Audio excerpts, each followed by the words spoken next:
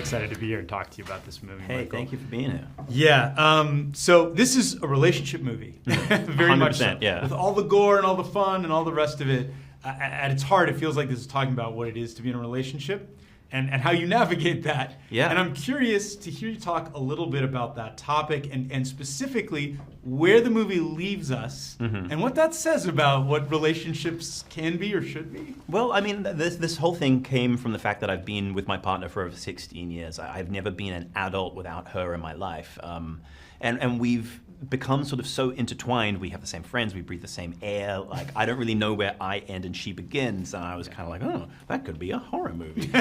Because that's a scary and surreal thing to sort of think about. Sure. But without getting too spoilery of the end, I am also like a huge softie with a sentimentalist kind of romantic heart. And we meet these characters at a point where they're at a crossroads and they're kind of their relationship isn't going super well, and I hope when watching the movie that you kind of want them to sort out all their BS so they can kind of commit to one another. So for me, like the ending of the film, I see it as a happy ending. Yeah. I see it as like a triumphant kind of romantic ending in a bizarre Cronenbergian way. Absolutely, and it's a funny reference him, but like that, there's a lot of obvious references to movies that have influenced like in the genre, but I kept thinking at a certain point there's a note change where you realize that like maybe we're going to see these people work it out one way or another. And I'm kind of curious to hear you talk about collaborating with Alison and Dave, a real life couple, on how couples work and don't work, and like conversations about those ideas and bringing them to life.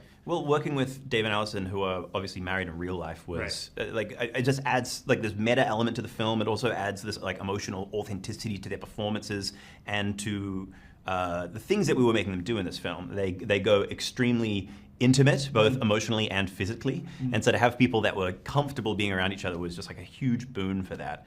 But in our conversations before we got there, we spoke about, my relationship with my partner, their relationship together, and the relationships of the friends around us, and sort of seeing couples that have worked out and couples that you kind of know from outside, like, oh, this isn't working, this isn't good. Right. There's a line that Alison says early on in the film when she says something like, are we together because we love each other or because we're used to each other? Yeah. And I think we've all known a couple that has been used to each other, and that to me is so scary. It's a powerful question to ask about any relationship at any point. If my partner asked me that, I'd be devastated. Yeah. Like it's such like it's so raw, it's so vulnerable.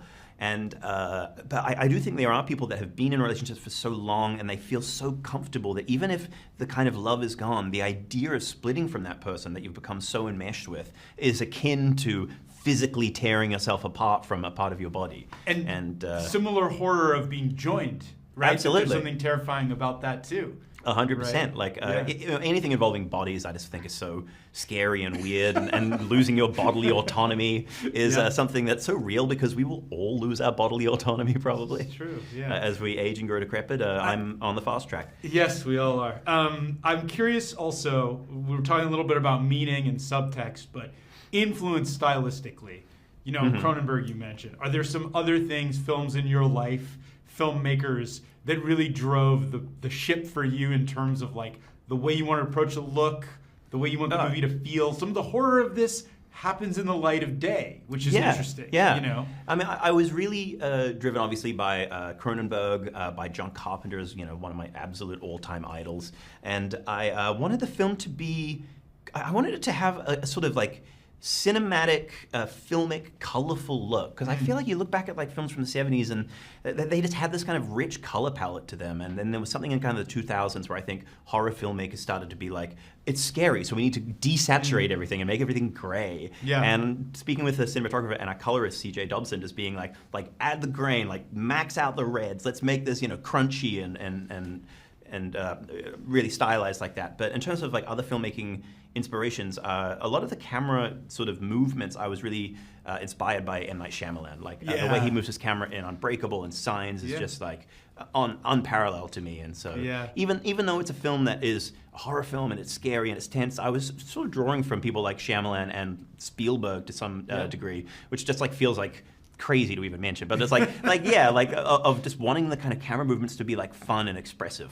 That's a great answer. I'm curious to also a little bit about the comedy element, because there are jokes. There are laughs in here. They're played really well, and you dance between tone carefully but effectively, where it's like, this is meant to be scary, this is disturbing, this is like a thriller moment, and then like a joke that just plays like as you're on set, like kind of navigating that. Is it a difficult balance to strike as you go along? And well, my background is in comedy, so this is like the most sincere and heartfelt thing I've ever made by far. That when I sat down to write it, I was speaking of influences. I was like, I'm going to make Hereditary. I'm going to write like an Ari Aster, like I'm going to write something so scary and so intense. And then as I was writing it, and as I was getting further through the script, and the premise was revealing itself more and more, I'm like, this is ridiculous. Like, this is crazy. And I'm like, I don't want to pull out of the tension, but I also want to acknowledge the what is going on? This is crazy. And just there's kind of a point in the film where we still stay in the horror realm, but I think there's a moment where you kind of like, okay, lock in from here to the end. You're on a roller coaster and you're gonna have fun. Absolutely. And there's fun in the horror, but there's also fun in the comedy of that. And that was really fun to be like. To navigate that and watching it with an audience. We watched it for the first time at Sundance, and there's a joke kind of early on. It got like a laugh. There's like because they weren't sure. Yeah, right. And then there's like a scare a little later, and they went, oh. And I thought, oh, we kind of got these guys. And then I've watched it now in so many audiences, and it's like it's a movie that gets loud reactions. Yeah, so I'm for sure. So no, proud the of that. screening I was at, the reactions were loud, which is great. Screaming. Great movie to go see a movie. Screaming. Right. Yeah. You want people to see a movie and like experience it together like that. Definitely. Interesting about the movie is this kind of like this. I want to call it. We'll just call it like a cult, the force of whatever that's part of the inspiration for what goes off the rails. What are your ideas about that? And is it really evil, or is it like because they play an interesting role, and I'm kind of curious to know how you conceive of them. I kind of think of like the supernatural force that happens in this film is kind of like some sort of like unknowable sort of ancient force. Like I was thinking of like Lovecraft when I was writing kind of the first drafts of it, in terms of there's this like this cave with this water that I think of as like being born of like an ancient well in the deepest parts of the earth, that then we kind of reveal that there is this cult that has sort of discovered the power of this place and built a church above it that's kind of been swallowed and sort of like digested by this cave. Yeah.